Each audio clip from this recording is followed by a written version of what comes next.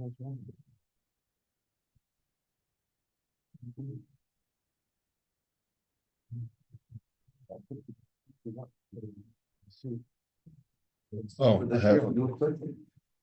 okay. All right, so let's start a new, 1 second, I gotta put on up the screen. So yesterday, we learned regarding the whole daycare issue that Reb Shraga's maskana from the Beis Din was that um, the parents do not have to pay the daycare except for the time that they would have been off anyway. That they do have to pay. Like if they would have paid for the standard practice is you pay, let's say 10,000 shekels a year, whatever the amount is, and that includes the month of Nisan. Like it goes from, I don't know, from September 1st until January 30th or June 30th, and they give off for the whole month of Nisan, which is like, maybe 4 weeks, something like that. And it's customary to pay. That's included in the tuition. So anything where the teachers would have been entitled to payment for not showing up, that you still have to pay. But anything else, you don't have to pay. And he also said that if you've already paid, the daycare center, because they have certain opinions on their side, would not have to return the prepaid amounts. Okay. So let's take a look at the next siman. And it went on for pages and pages and pages, and we decided to just go to the final psak. Misha nidrash lebidud v'nichnas lemisada v'goram nezek. Someone who, now the word bidud was something that became very, very popular. In other words, we didn't know what the word bidud meant before 2020. So what is bidud?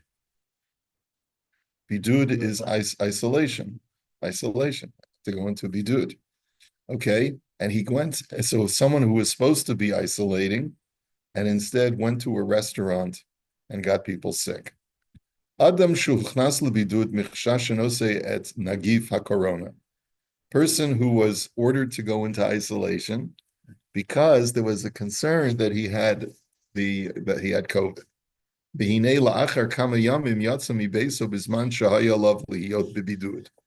And if he couldn't handle it, he said, I'm out of here. I can't do this.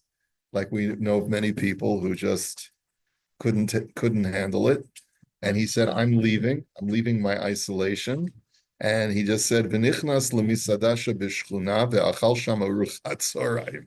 And he went to a local restaurant and he got himself a slice of pizza, and that was it. Sat down and enjoyed. La'achar she'achal v'sava, hikiru echad ha'oivdim sham shehu tzarich liot bebidud, v'hodia l'chol hasoadim b'makom.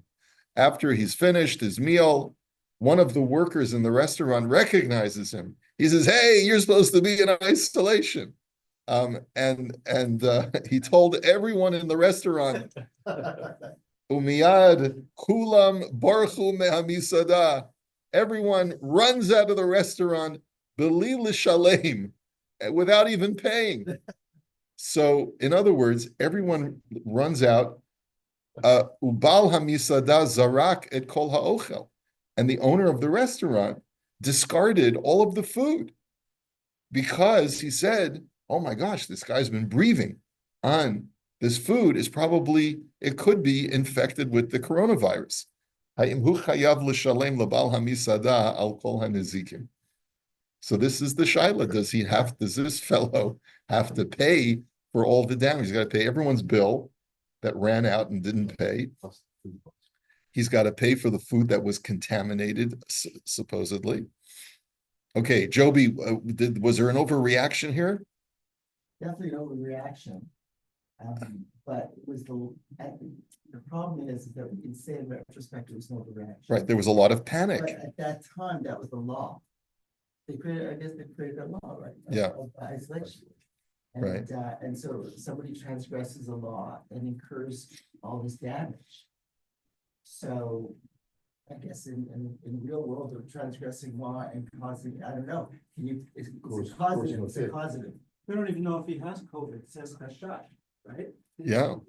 If he doesn't have COVID, even if he does have, it's causation issue. Right. Right, because even if he does have COVID, maybe he didn't transmit it, right? Right. So this is a situation of where he's been identified in the public as being a person who could be the potential carrier of a plague. Okay. And that's like Jovi said, regardless of what the reality is, the social impact as to what he's done has caused financial loss to the restaurant owner. Well, Does food contact? hold on, has he caused, no, I put a twist on this. Has he caused the issue? He was definitely the reason for it. Yeah. The person who caused the issue was the kid who called out, hey, you're not meant to be here, you've got COVID. He was the one who put out the alarm. So who's responsible? I mean, a certain amount of responsibility has to be on the guy a certain amount of it has to be on the guy who went there, knowing he possibly was sick. But that's like saying who set the fire? The guy who rang the alarm or the guy who No, it's not. threw out the cigarette? No, not quite. The guy who set the alarm was there to say, was letting people know. But the question is, who caused the great loss? The guy who recognized him could have walked over and said, excuse me, I don't think you should be here. You're sick. You should get out. Right? Yeah, probably. But I mean, there's a responsibility there. Well, what if he let in his baby pit bull, which was really sweet, right? But it went in there and people saw the pit bull and they all took off and just, and all that caused the same loss as a perception Right. of danger. Just thinking about, there's this video of this guy who has this button that he presses and it lets out the sound of a flatulating. And so what if a guy does that in the middle of the restaurant? Okay. People start clearing out. Right. Okay. So in other words, even if a person is not the cause of real damage, because let's say in retrospect, maybe the masks had very little, maybe they didn't have much of an effect. Right. But I'm saying people gathered it with masks maybe at some point. And maybe people. All right, listen, let's see what he says. Okay. He quotes a Gemara in Bava Kama. Omeret she'adam hamazik chayiv l'shalom et hahezek ben b'shogig ben b'mezid ben er ben yashen adam mu'ad le'olam. Now, the Gemara says this as a fact, that any human being who causes damage, whether intentionally or unintentionally, even if he does it while he's sleeping, like we had the case of a person who's sleeping next to earthenware vessels. And in his sleep, he rolls over and smashes the vessels. In that kind of situation, like there have been times, let's say I put my glasses on the bed and my wife rolls over and smashes my glasses. That's on me. That's not on her. But if she had a right to be there, if my glasses had a right to be there, rather, then she would be liable for sleeping in a place where she shouldn't have been sleeping. Avol kaimelan lahalacha shezedavka behezek shenikar, avol hezek she'eino nikar zelo nikra mazik. But that's only with tangible damage, where you can say there's a direct cause and effect between my action and the damage to the physical item. It has to be physical damage, but non-physical damage that's not visible, I'm not called a mazik for causing that damage. V'lachein, im below kavana, time es hataharo shel chavero shelo nikar bahem hatuma hu patur. And therefore, if a person unintentionally, meaning that he didn't do this maliciously, but he happened to touch someone's loaf of bread, not realizing that it was taharos, not realizing that it had to be in a state of tahara. He didn't know, and he wasn't careful in the laws of Tumah and Tahara, and he ends up contaminating this person's loaf of bread and it can't be eaten anymore. He's not chayiv. Vim asazot b'kavana b'mezid, kansuo to achachamim, l'shalem kedei shelo yelech kol echad v'yazik es chavero behezek she'eino nikar. However, If he does it intentionally, the rabbis penalized him. Now, what that means is that midioraisa, he's not liable, but midorabanan, he is liable. The rabbi said, if you deliberately go and contaminate someone else's taharos, Choshen, and stuff like that is in a state of tahara, and you go and deliberately cause it to become tameh and therefore unusable. So technically, you haven't done any tangible damage, but we're going to penalize you so that you don't go ahead and do this to others people's stuff in the future. So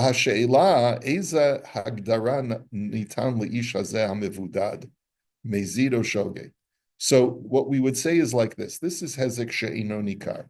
It's not a tangible damage. It's a guy walking in, creating panic, and causing damage as a result. It's not a physical damage. So the question is, a guy that was supposed to be in isolation and intentionally leaves his isolation and then walks into a restaurant, is he a mazid or is he a shogeg? Like, did he intentionally mean to contaminate people? Or does he feel like, I'm not even thinking about that. I just got to get out of this place, okay? The lichora, yesh lo din mazid, kevin shehu yada, shemevudad asur lo latzeit me'abayit, v'yatza, arehu posheya. So on the one hand, he should be amazed because he knows that he's supposed to be in isolation and he's not allowed to leave his house, and therefore he's negligent. Me'idach gisa, me'achar v'hirgish et atzmo bari v'chazak. On the other hand, he says, this is crazy. I feel perfectly fine. Okay, they told me because I was on a plane, I got to be in isolation. But after 3 days, I'm totally fine. There's nothing wrong with me. And I feel cooped up. So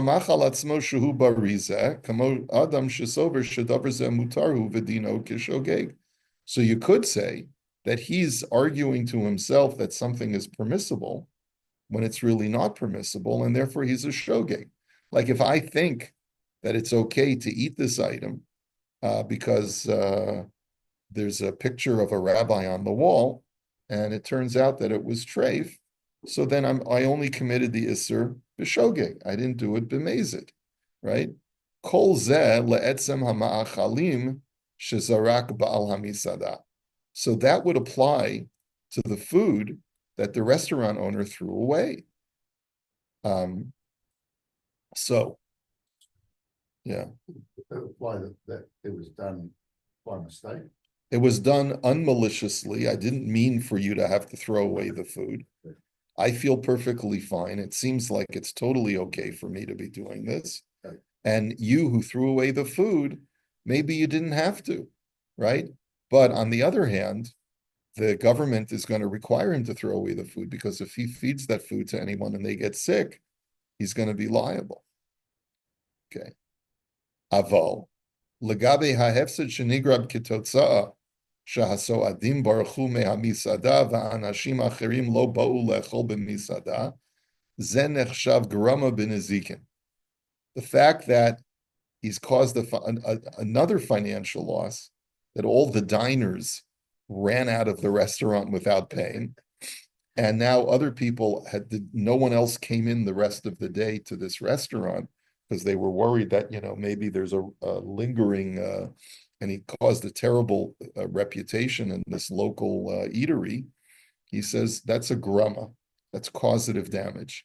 We've learned about causative damage before. B'chol grama b'nezikin pater medine adam v'chayev b'dine shamayim.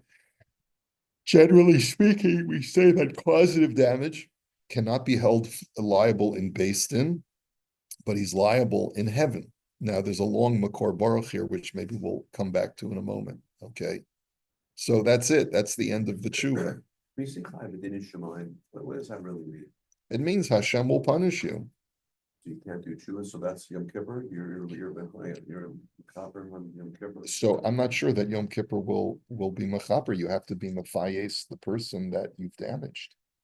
So in other words, normally when it comes to sins that are ben adam lachavero, I have to go to them and get their mechila, and without that, even if I can technically argue that I'm putter from payment, I'm still going to be held liable. Like, let's say I speak Lashon Hara about you. So you can't, maybe there's no tangible financial damage, but your name is now mud, people, you become a pariah in the community, whatever it is. So I have to get mechila from you, even though I don't owe you any money, right? So I think the same thing is true over here. So bottom line is that Rav Shraga just abruptly ends this tshuva and says that there's no liability here. He cannot be taken to a beis din and sued. Number one, because he didn't intentionally do it, and it's hezek she'eno nikar. And secondly, the argument that he's making is that even though he's caused people to not eat at the restaurant and no one will touch the guy's food, and he wants to sue because of that, even though there's no damage, even though you could argue that there is no physical damage, but the fact that you've caused my store to not be able to get rid of the food and I have to throw it away, that's grama, that's a causative damage, and therefore I can't be sued in beis din. So, but chayiv b'dinei shamayim. So, in any event, let's take a look at the Makor Baruch in Os Gimel. The first, we should really deal with this issue of hezek she'eno nikar, non-physical, non-recognizable damage. There's a number of things to consider. Aleph, yesh ladun hezek she'eno nikar hu davka behezek ruchani, or gam behezek gashmi she'eno nira la'ayin. First of all, the Gemara, when it talks to the classic case of hezek she'eno nikar, is where I changed the spiritual status of something, meaning that tuma is purely a spiritual phenomenon. There is no association at all whatsoever to any kind of physical change. So that even if I applied a microscope to the thing that I touched and I made tameh, you wouldn't be able to detect any physical difference. On the other hand, here, if let's say we took a specimen of the food and put it under a microscope and we found the virus, then can you call that hezek now that's nicker? Or because it's not visible to the naked eye, it's still called hezek she'eno nikar. He says, "Dehine b'gemara isa shaha mitame midameya umenase chabi hezek she'eno nikar." The Gemara's three examples are mitame, a person who's tame, who touches something that's tahor. Midameya, a person who combines truma into chulin, making it unusable for a non-kohen, or a person who pours wine in front of avodah zarah.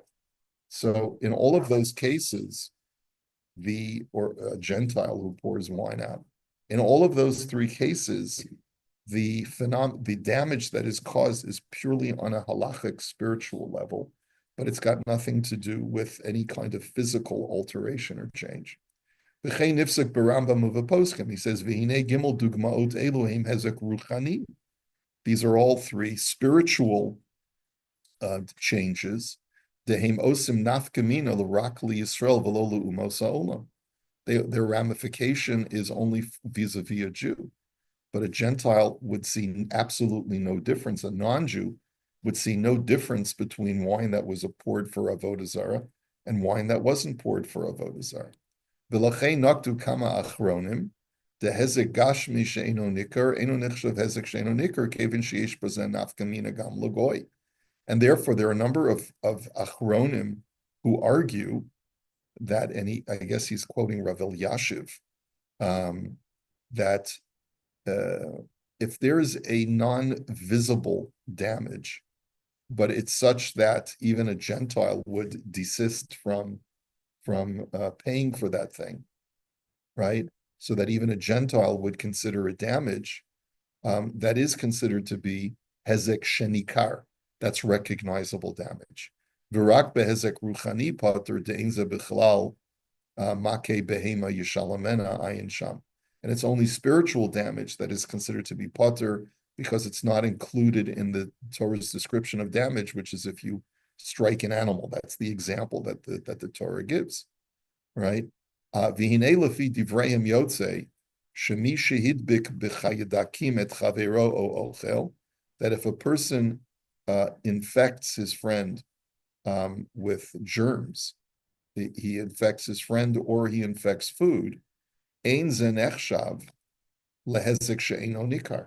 That's not called an hezek she'eino nikar, an unrecognizable damage. Elachayev kevin shezen nechshav hezek gam lemi she'eino Yehudi. But it's called real damage because it's something that even a non-Jew would refrain from, would consider it contaminated. On the other hand, yesh lahavi kama rayot amrinim hezek she'eino nikar gam hezek gashmi she'eino nikar.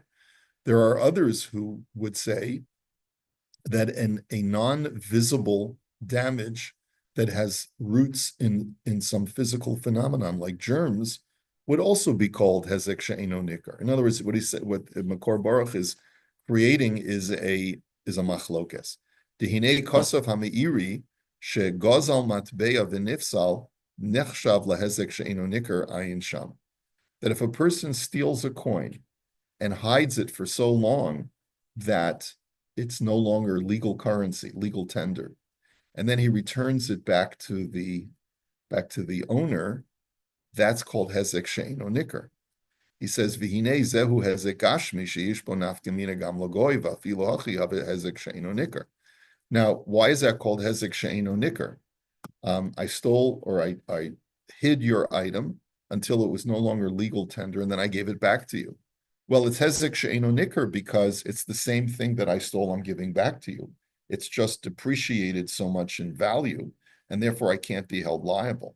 But here, even a Gentile would recognize its loss in value, and yet it's still called hezek she'eino nikar.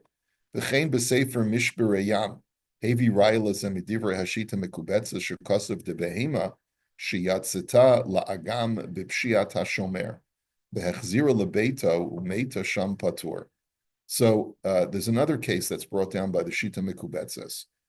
I've been charged with watching over an animal, and I let the animal, against the wishes of the owner, go out at night and roam in the swamp. It comes back and seems fine, but a few hours later it drops dead.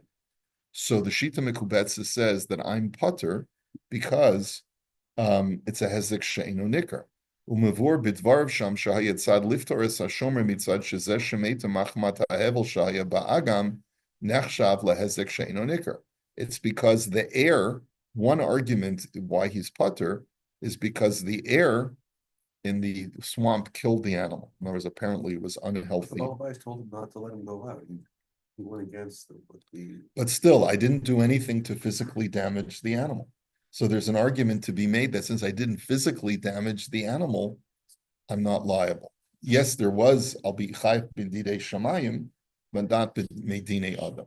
Harei shegam hezek shebehema meita machmat hahevel sheba'agam nechshav hezek she'eino nikar af shezeh hezek gashmi sheish bo nafkamina gam lagoy ayin sham. So you see, there is, even though this is a physical, I've caused a medical damage to this animal, but it's not visible, and it's still called hezek she'eino nikar, which would make a difference to a non-Jew also. V'od yesh lahavirai mima shekasav hakneses hakdola shedan be'echad she'asa shliach lahotzi et schorato mehameches v'hashliach hitrashil b'davar v'lo hotzia ubintayim huzal erka. Let's say a person appointed a shaliach to take his merchandise out of the tax. I guess maybe we're talking about someone whose merchandise was being held by a tax department, maybe at the customs or something like that. I send my friend to go and retrieve it from customs, and he doesn't do it. And then the item depreciates in value in the meantime. Because of Hakneses Hagdola Dahavi Hezek She'eino Nikar Mishum Sha'aschar Nisheret Kamot Shehi Ela Shirak Zal Mechira Ba'olam Ad Kan Tochen Dvarav. And Knesset Agdola says, as long as the physical item has not in any way degenerated in its physical state, I cannot be held liable, because even though it's depreciated in value because of my negligence, because I waited too long, that's called hezek she'eino nikar. It's not recognizable damage. Harei shegam behezek gashmi kazeh ze nechshav hezek she'eino nikar, v'imkein gam bedin chayadakim, af shehem hezek gashmi v'lo ruchani, yesh lodun behem mitzad hezek she'eino nikar. So therefore, there is the argument to be made that germs are considered to be hezek she'eino nikar. That's what Rav Shraga says. So even though the classic examples have to do with a spiritual phenomenon, nevertheless, we have a number of examples of non-spiritual phenomena that are not physically visible, that I've caused damage, but I've done something to cause it to lose its value, and therefore, it's still called hezek she'eino nikar. Why is loss of value not a visible, not a tangible loss? Because there's no Action. intrinsic change in the item. There's been no physical change in the item. But if the item today is worth $10, and tomorrow, because it's not as fresh, is now only worth $9. Freshness is different. Freshness is physically recognizable, right? Okay, So here's what, another example. When something comes into customs, using that example, I had once where overnight Canada Customs put a 25% tariff on items that. That's happening right now. yeah. Right, well, they got pushed off. it's been pushed off again, another month, but, which is- and then I said to my broker, you were delayed, you didn't clear this quickly enough, and within 10 hours, I got charged an extra $6,000 on this item There you go. that came in, and you did not take care of it in time. That's You're gonna right. pay the $6,000. Right, so there's a perfect example where. Exactly. It costed money. Exactly. That's exactly what he's talking about. According to some poskim, that would be hezek she'eino nikar, and you could not hold a person liable for damages. You might say you didn't do your job and therefore I'm withholding your wages. That you might be able to make the argument if the guy's an employee. But if the guy's not an employee of yours and he's just you're just asking to do you a favor. Let's say he's not a professional broker, but he's your friend. And you just say, do me a favor, I need you to go down to the border and pick this up. And he falls asleep instead, and you lose $6,000. That's the shaila that we're Right. dealing with over here, right? You see, so like a broker responded, he knows that because of his profession, you rely on him, and therefore you have a right to sue him, right, for the 6,000, right? Yeah. Something like a germ or something, and the physical outcome is completely changed, like death. That's obviously recognizable. So that's the argument. It's not recognizable in the food itself when you look at it. And the fact, so what he wants to argue is that because it's not visibly, and also we don't even know if this food is contaminated or not. For all we know, there may not be any virus present in the food. But by my causing panic so that no one wants to go near this food, right? It could be just because I yelled, food poisoning. Yeah.